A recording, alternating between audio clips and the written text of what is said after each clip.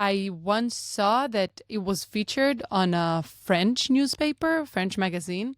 I don't speak French. So I was like, wow, this is so amazing. Sent it to all of my friends. Then I put it in Google Translate and I understood that I shouldn't have shared it with everyone. They said that this is the most stupid idea they've seen in their life, that everything looks disgusting. My and goodness. Why would anyone ever do that and then share it? So I was actually laughing because it was such a different turn from being so excited to be featured in a French magazine to be completely offended with someone thinking that this is the most stupid thing he's ever seen. Hi, everyone, and welcome to From a Woman to a Leader. I'm your host, Limor Bergman, and I'm super excited to host today an incredible young entrepreneur. Her name is Naama Nicotra, and Naama is the founder and CEO of NakedPak. She created food packaging you can actually cook and eat with no plastic and no waste. The thing is, she didn't come from a technical background, and she'll be the first to tell you that she is not a successful founder yet, in her words. In the conversation, we talked about what courage actually looks like, why success is the small wins, and how she keeps going after every single rejection. So if you ever talked yourself out of starting something because you didn't feel qualified enough, this episode is for you. Naama is an incredible, inspiring entrepreneur. Don't miss this out. Let's dive right in. Hi, good morning. Good morning. Hi, Naama, how are you? I'm good. Very happy to be here. Me too. And for everyone listening to us today, first of all, before we start, I want to give credit for Google for Startups who are hosting us here at the beautiful studio in Tel Aviv. Thank you, Google. And hi, Naama, how are you? I'm good. I can't wait to share everything about Naked. Absolutely. And Naama is the founder of NakedPak. It looks kind of like, oh, that's another package, but actually this is something special. We're going to talk about it. Definitely. Should I share it now already? Yeah, you can share it. Okay, perfect. So I'm Naama from NakedPak, and this is not just a regular packaging. It is an edible packaging, and it's also hot water soluble. So you can cook the package with the content in a pot or in the microwave. The packaging will dissolve completely, not affecting the flavor of the meal, and the food is just like always.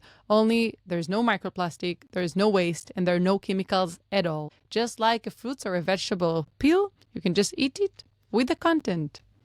I think this is absolutely amazing. Thank you, Limor. Before we get into that, I want to talk about maybe how you even started. When we think about founders, especially here in Israel, we think about very technical people. A lot of them went to the technological unit, they ate something in the military. And your background is different. So can you share a little bit about how you even got to NakedPak? For sure. So I didn't go to a technology-focused unit in the military, and I actually went to study industrial design. As an industrial design student, I had the opportunity to have an exchange semester in Helsinki in Finland. And this is where I saw how people could really live sustainable lifestyle. The Finnish people are so connected to nature. They have 12 different trash bins under their building, what they consume, what is it wrapped with. It was very inspiring. When I got back to Israel, I learned that it's not the same here and also in other places in the world, and sustainability is not, a very common lifestyle. But I had my background as a designer learning how to solve problems. This is what we focused a lot around in design school. We always had to identify a problem, to really question the users, what they need, and then to design a solution for them. So although I didn't learn how to code anything, I really knew how to approach a problem and to find a real solution. Maybe the main thing we learned in design school was not to force a solution to a problem, but to actually learn the problem deep enough so we can find a relevant solution. But this is one part of my professional background. And then the other part is that I had many experiences of operations and building. I was the first training officer in the commando brigade in the IDF when it was established back in 2016. And we did a few things that were very new to the IDF, and no one could teach us how to do that because it was the first time there was such a brigade in the military. this was an experience of facing something that is very unknown and building something where I couldn't ask the advice of anyone. And it was a very empowering experience of building. I later did it again during COVID here in Israel in a team operating in the ultra-Orthodox community in Israel, which is very different from the rest of society here. So we had different, very cultural challenges there.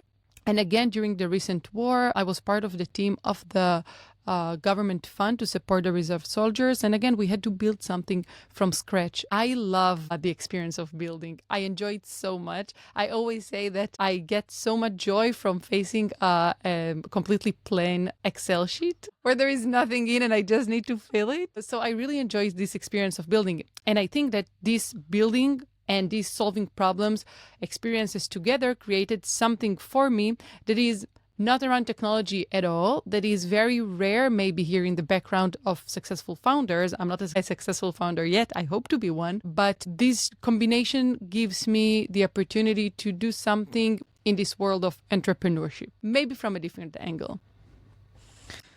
This is beautiful. And I would say to our listeners, first of all, Naama is a living proof that you don't need to be born with a keyboard in your hand. And even if you didn't go to any technological unit or did something super, super technical, you can still be a founder and you can be successful.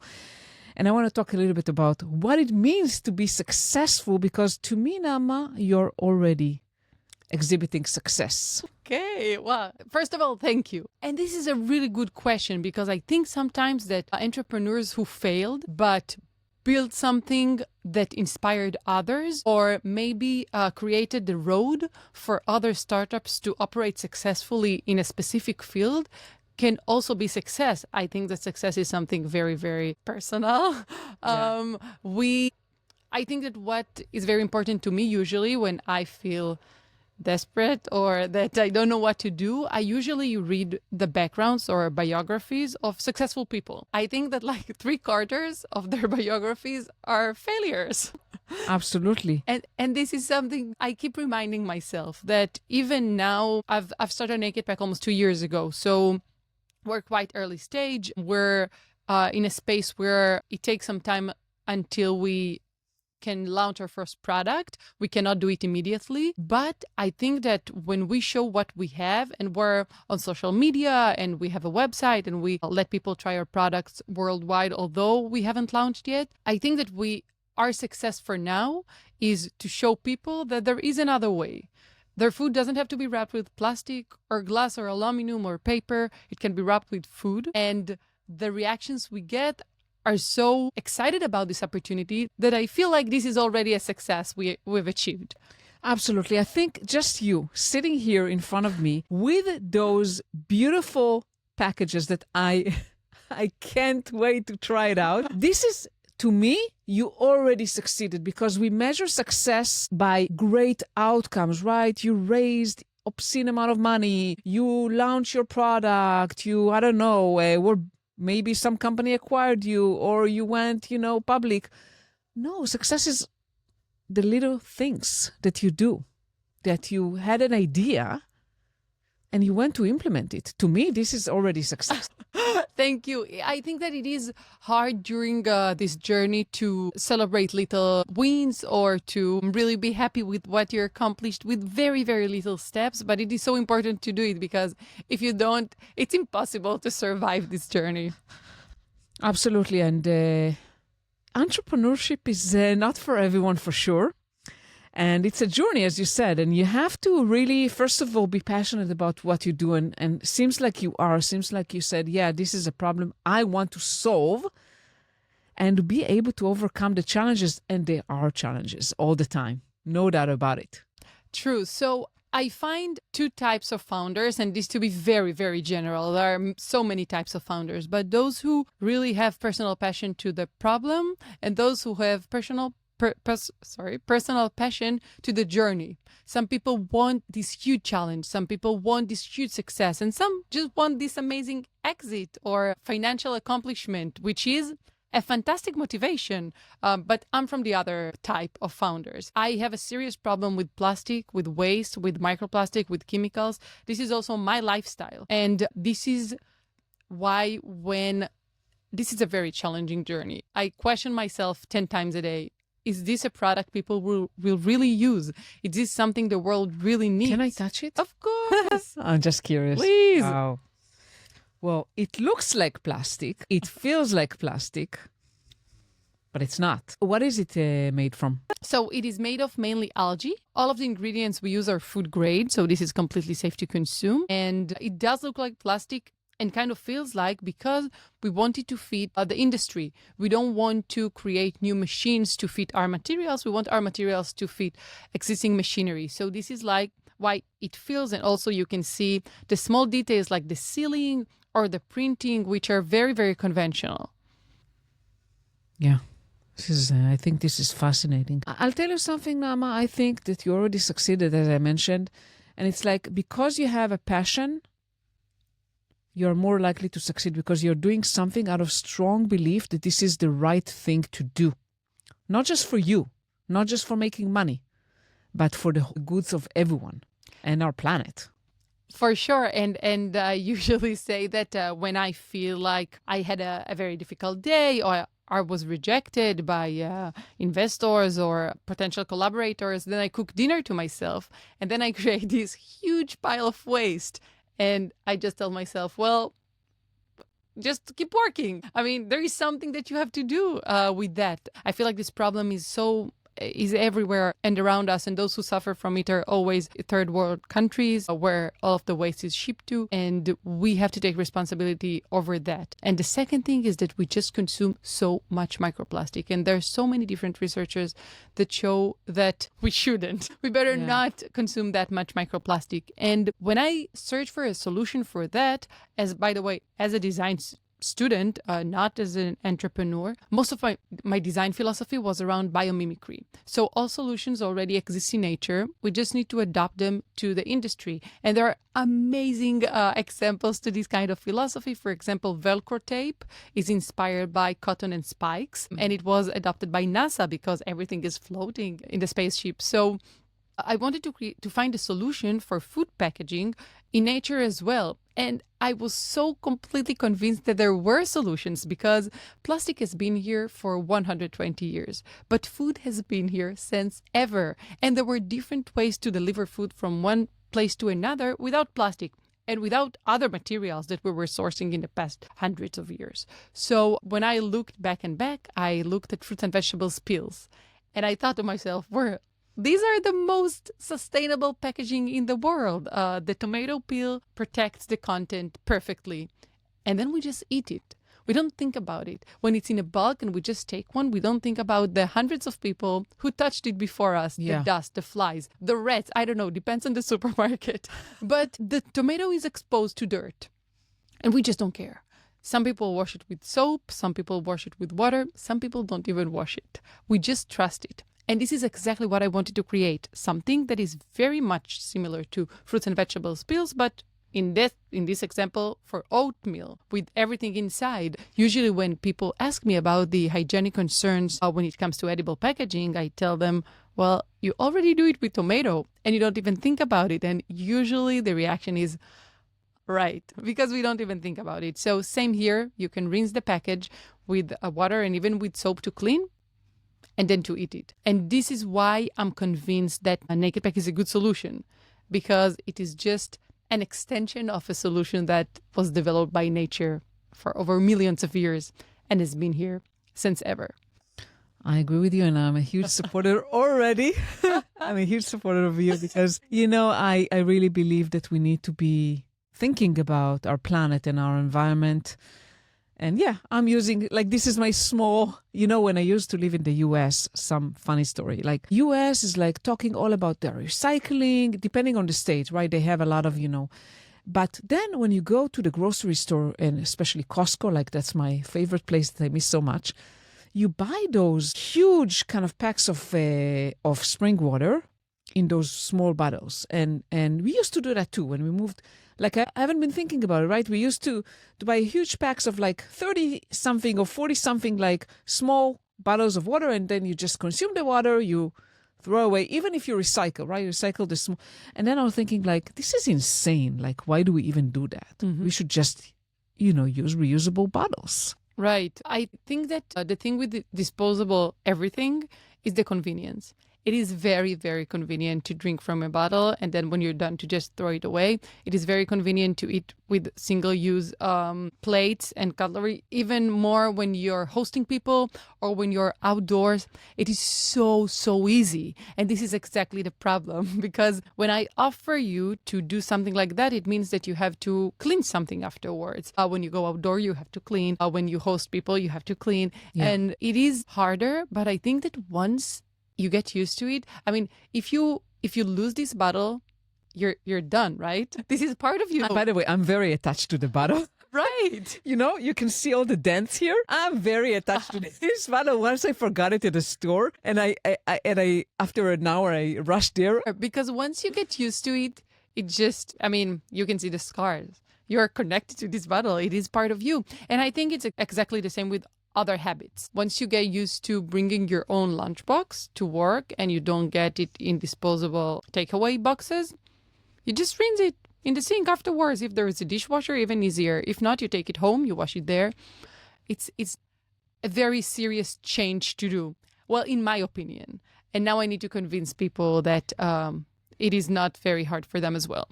Yeah, now you need to convince. It's not going to be an easy sell just because people are, like conveniency. But I think, we went to a family trip in Greece about, I think it was a year plus ago.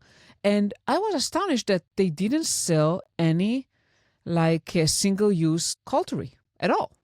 We bought like a regular knife, plastic, but reusable plastic cutlery. And we carried it with us because we wanted to do some picnics outdoor.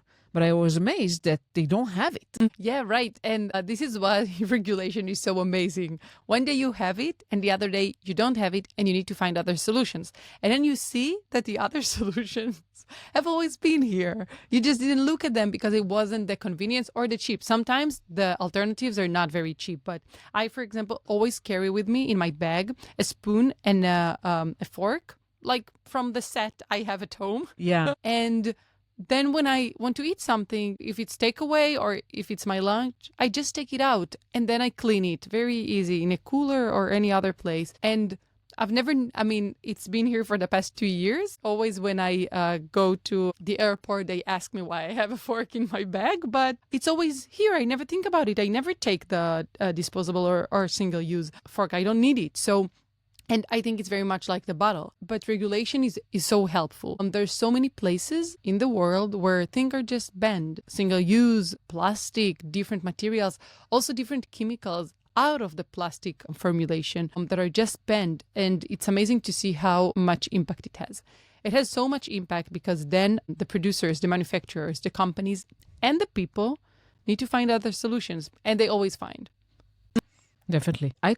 To be honest, Naama, I could go on and on this subject forever, but I want to give something to our women listeners today. We said we talk about courage, but I want to ask you about resiliency first, because you seem to be very resilient, because you talked about it. There are challenges.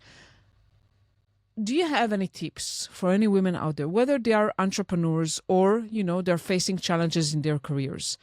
What helps you stay resilient? For sure. Well, it is a very particular answer, but what helps me is to usually continue working. When I face a challenge, for example, at the moment we're fundraising, and when I get a rejection from an investor, I reply to the mail, thank you.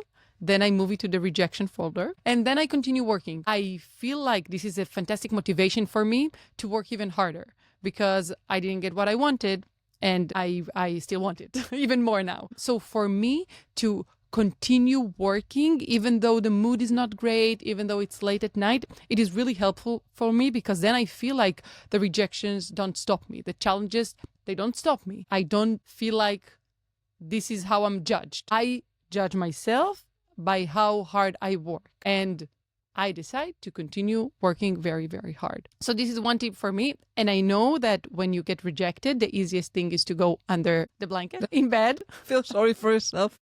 Yeah. To watch reels, to keep scrolling. I know. My blanket calls me, but I'm not going. I want to define my own success. The only way I can do it is to continue working. This is very personal. It does not fit everyone, but I recommend to try it next time you face a challenge, to breathe deeply, to put a nice song on, to grab something nice to eat, and to continue, because the world is still waiting for your solution. There are many investors, people, companies that haven't heard of you because you haven't contacted them, and this is the time to do so. So this is the first thing. And the second thing would be to really, and it is a cliche, but it always works, to make sure that your closest circle is very, very supportive. And I had such a great experience last week because we did a friends and family funding round. So all of my friends and family members who invested in me, now it feels like they kind of, when they ask me how it goes, I don't know if I'm answering an investor or a friend or a sister. And last week I met one of my husband's friend who invested in us, and he asked me, how is it going? And I told him, I'm meeting with them and I'm meeting with them. And he told me, please answer me as a friend, not as an investor. And it was so great that my closer circle, although most of them are investors, they're really interested in my personal journey. It was so great to share with him that what I'm struggling with, what I feel like it's not working, and the negative stuff that you usually hide from investors because, of course, you're the perfect entrepreneur and they should all invest in you. It was very refreshing, so I enjoyed it. So I feel like the inner circle should be people who are supportive, who want to encourage you to continue working, who are not judging the weird turns you take, and they just cheer everywhere on social media, when you meet them, when you call them, when you text them, in the middle of the night, and when you're abroad. It is so important to be supported because it is impossible to do it by yourself. I absolutely agree. And I think it's no wonder that your circle is probably, like you said, investors, probably also entrepreneurs, because that's the environment you're at and that's the kind of support you need. And I heard a small anecdote I heard on the way here. I was stuck in traffic and I heard Alex Ormozy, and he was talking about, well, the only criticism I hear are from people who haven't achieved what I got. And I thought about it, right? He said, he's like a very buff kind of person. He said, if someone will comment on how I work out, probably they haven't worked out like I do. If someone comment about my success, they probably haven't reached what I reached. And I thought about it. I said, yeah, that's probably, there's a lot of truth in that. So if people comment anything about you, think, have they, when I look at them, do I want to to replace myself with them? Do I want to exchange with them? And most probably the answer will be no.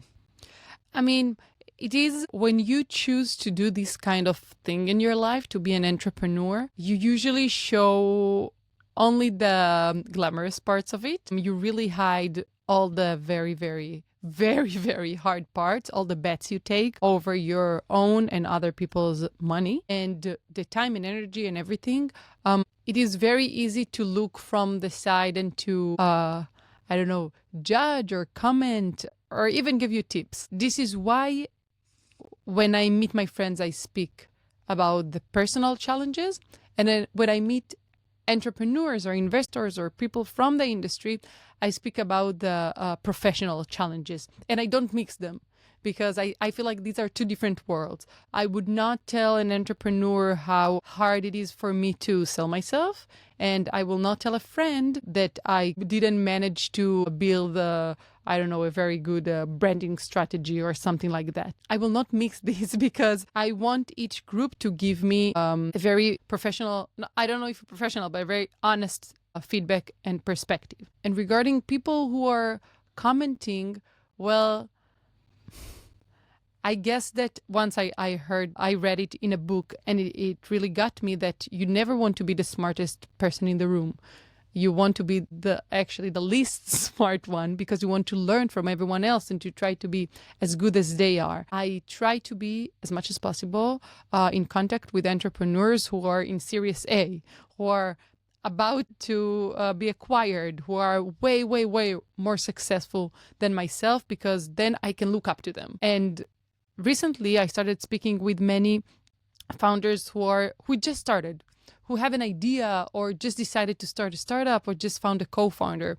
And it is very flattering for me that I'm the one they're looking up to. It is so flattering and great, but I'm looking the other way. And this is how we grow. I think it goes both ways. I think we grow also with the people we help. I honestly believe that every person you can help, probably you gain also from it. Definitely. And let's talk about courage. When we think about courage, we have a certain persona in mind, right? We have usually it's I don't know, superhero, something like that. What is courage to you? It is a very good question. I'm asked about it a lot, about the courage of starting my own thing. Of course, I have a co-founder and so many people involved, but how did I decide to leave everything and to put my energy, money, time, experience, I don't know, emotional roller coaster over this idea? How did I have the courage to take this bet? And my answer is that it wasn't a moment in time. Usually it feels like you have this moment, you're enlightened, you see everything very clear and you know exactly the direction, and you never doubt yourself, you never question yourself. For me, it's not true. I do believe that it exists somewhere, maybe only in Disney movies, but I do believe that this moment can be very, very powerful for some people. But it's not the case with me, and I believe that with many others. The courage of starting NakedPak was a very, very long journey. Something that started very early in design school when I had this idea where some people absolutely hated it and some people absolutely loved it. So I already felt like it was something that you don't pass by, that you feel something, that you react to it. Sometimes in a negative way, but it's not just something. Then I continue with it and I showcased it in design weeks around the world. Why? I don't know. I didn't know what to do with that. So I just wanted as many people as possible to see it. So it was in exhibitions, in Milan Design Week, in a Dutch design event. And then I just got more and more feedback, and it was really addictive.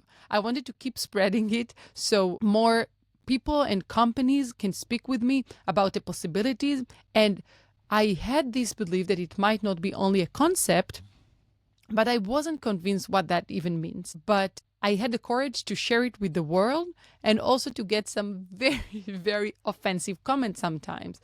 Like I once saw that it was featured on a French newspaper, French magazine.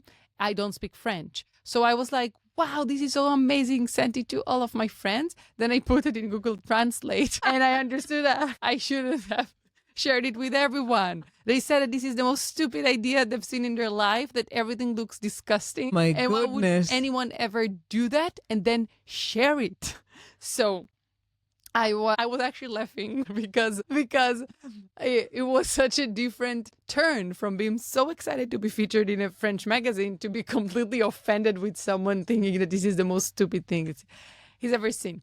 But again, I felt like people reacted to it. And this is what I wanted as a designer, that people will react to what I do. And then I met in the Netherlands in a design event, an Indian lady. And she told me, please do something with NakedPak. And I asked her why. And she said, so many great ideas die in design schools because designers usually are very excited about the concept, but they rather don't know or just don't care about making something out of it. And then it dies as a concept, although it has a lot of potential to benefit the world. And she was just like really asking me, please do something about it. Please don't let it die in the corridors of the design school. Please find someone who can take you with them and to create something great about it. And I understood completely what she said, but I didn't have the courage back then to make something real out of it. So it was still a concept. And then something amazing happened. I showcased NakedPak in 2 different exhibitions in Milan Design Week. They are great sponsors for design students or fresh graduates. So it was completely free. I didn't even pay for the flight. So I had the opportunity to showcase it for everyone in the design space. I think this is the only opportunity to do it only in Milan Design Week. And afterwards, a huge food conglomerate, their scouting team, emailed me to ask me if that was a real product and if they could use it. And at that moment, I felt like I couldn't ignore it anymore. If such a big company cares about my solution, it probably solves problems that I don't even understand. It probably solves regulatory problems. It probably solves financial problems. Probably consumers really care about it. And probably there aren't enough alternatives today, because if so, why? I mean, if not, why contacting a design student or a design fresh graduate without a job? And that was it was a special moment for me, because there I understood that I had to find the courage somewhere. And then things rolled and rolled and rolled. But so again, I cannot say that there was a moment of time of courage, but there were many, many moments where my courage just lifted and lifted and lifted. I don't know if you can even say that courage is lifting, but this is how I felt. It grew and grew and grew even more. Then I was looking for a co-founder, and I looked everywhere. And then I found Isabel, my co-founder, in the corridors of a packaging facility here in Israel. She is an expert for flexible packaging. She was the CTO of this manufacturing facility. And I came to visit because I wanted to see how packaging facilities operate, because I'm in the packaging market. Yeah. I have to know that. And I met her. She gave me her number. A few months later, I asked her if she had an idea for a CTO for me. And she said, me. And I was shocked. Why would someone who's such an expert in the field wants to join me? I'm just a super fresh entrepreneur. I just registered a company. And she is still the CTO and co-founder of NakedPak, and she will be.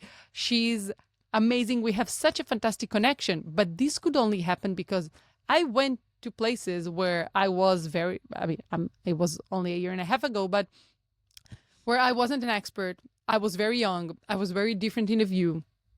And I was very convinced with what I did, or this is at least what I showed to other people. Hi, I have a packaging company. I want to learn about the packaging world. Thank you for having me here. Can I please see the machines? Can you please explain how this works? And people, when you come with this kind of agenda or attitude, people really want to help. You came with curiosity. You came humbled and curious. And I think that's what worked. Probably I really didn't know anything about packaging. I really wanted to learn. I was very, very grateful for these busy people inviting me to their offices and giving me their time. And this is another thing for everyone thinking about starting a startup or starting something new. People are excited of being part. I met hundreds of people who just wanted to help me and NakedPak. I have around, 5 to 10 mentors that I'm in touch with daily. With one, I speak about go-to-market, and with one, I speak about technology, and with one, I speak about financials, and with one, I speak about consumers. But people are excited to help, and they're excited to help female founders. And they're excited to help young female founders because they don't see much, and because they have daughters and sisters and wives that they understand that the world is not open enough for both genders. And if you ask for help, 9% that the person in front of you will say yes. You need to be very precise with what they need because people are very busy, and you need to be very grateful and polite, of course, and you need to kind of take them with you so they will get full of motivation because you're full of passion. But people really, really want to help. I keep having such amazing experiences. I don't know why people are so generous with their time and their contacts and their network and their energy, but they are. I do. Because you are, first of all, you're a wonderful person. I mean, you have this attitude. You're so open, transparent, like humble and curious. And you have a mission you believe in. I think this is like one thing. You come with something already like I can touch and say, hey, I'm producing those packaging, those disposable packaging I have a passion for. I have this mission that I want to impact the world. And people connect with that because it's a mission that is much bigger than just you. So first of all, thank you for everything you said. And I agree. Again, people found companies for different reasons. But if you do something you truly believe in, I feel like it is addictive for people around you. When you keep speaking about it, when you make something cool about it. Let's say sustainability or microplastic free the world is not the coolest message. But if you can create something that is exciting about it for people, like they feel they're part of something that has never been around before, or that is just too cool to ignore, so they want to be part. And this is what we try to do with NakedPak also, to create the coolest brand in the world where everyone tries. But we also bring very exciting technology.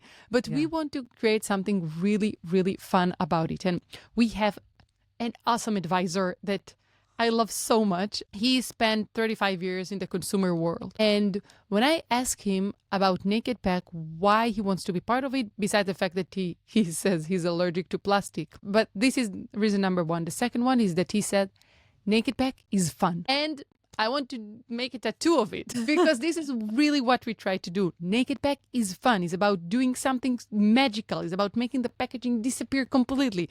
It's about something that looks like plastic but is not plastic at all. It's about solving a problem with the most ancient solution in the world. And I enjoy it so much. It's not that it's not unbelievably difficult, of course, I'm incredibly hard, but it is fun. And this is the energy I bring to every meeting. And maybe for people, this is the energy they're looking for when they meet 20 companies a day. For them, it's also hard to see the spark. They see 20 sparks. They need to decide what sparks to them. It's very personal. You definitely sparked me, and Thank you. and I want to thank you really, Naama, for coming here today. It's been a pleasure. It's been a pleasure. And I want to wish you best of luck. Really, I believe in you. I believe in your product, and you're a huge supporter. Thank you so much. Thank you so much. And to everyone listening to the podcast and thinking if they should start something, I say it doesn't happen in one day. Build the infrastructure, speak with people, find support, learn more about how it works. It shouldn't be the day you just leave your work and start a company that is already successful. It takes time and the steps are very small. So don't be afraid to take these small steps. They grow very, very quickly. Thank you so much. Thank you so much for listening to the episode with Naama. If you liked it, share it with any woman who needs to hear it. And before you go, I want to give you a taste of what's coming up next week. So Naama and I actually sat down for a second time. The reason we did that is that on the first conversation, we had a glitch and the video stopped recording after like 9 minutes. That's why this is an audio episode. And I felt so bad about it that I decided to record with Naama a second episode. And the second episode is not the same. So the conversation I'm hosting with Naama next week went somewhere completely different. We talked about something she noticed between two men at an event and what it told her about why women in tech don't build the same kind of bonds with each other. Naama shared how she walks into a room where she knows absolutely no one and starts talking anyway, even when it's terrifying. And she gave away her real pitching playbook, the one where she throws out the slide deck entirely. So if you feel like you're frozen at the door of a networking event, like I am, and you're wondering how to pitch yourself without sounding like everyone else, you definitely don't want to miss that episode. See you next week.